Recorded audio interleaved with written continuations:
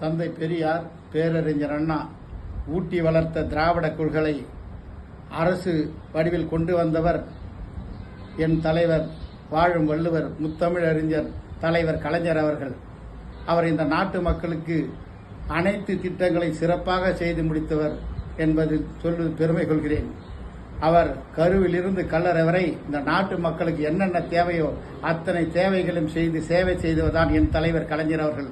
விவசாயிகளுக்கு இலவச மின்சாரம் தந்தவர் என் தலைவர் கலைஞர் அவர்கள்.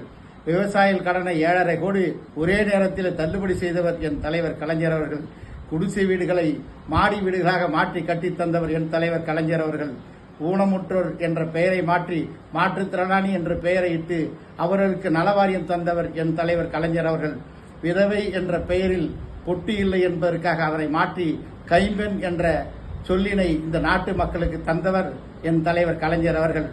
எண்ணற்ற திட்டங்களை செய்திருந்தாலும் என் தலைவர் கலைஞர் அவர்கள் அனைத்து சாதியினரும் அர்ச்சகராகலாம் என்ற சட்டத்தை கொண்டு வந்தாரே, அதுதான் மிகத்தான என் தலைவரின் சாதனை.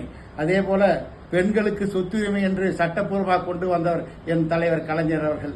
அதேபோல இன்றைக்கு எங்கள் மாவட்டத்தை பொறுத்தவரை எங்கள் மாவட்டத்தில் அத்தனை அலுவலகம், மாவட்ட அலுவலகம் ஒரே இடத்தில், நீதிமன்ற அலுவலகம் உட்பட அனைத்தினையும் எங்களுடைய மாண்புமிகு உயர்கல்வித்துறை அமைச்சர் அவருடைய பரிந்துரையின் பேரில் எங்கள் மாவட்டத்தில் கொண்டு வந்தவர், அதுவும் பேருந்து நிலையம் அருகே கொண்டு வந்தவர் என் தலைவர் கலைஞர் அவர்கள்.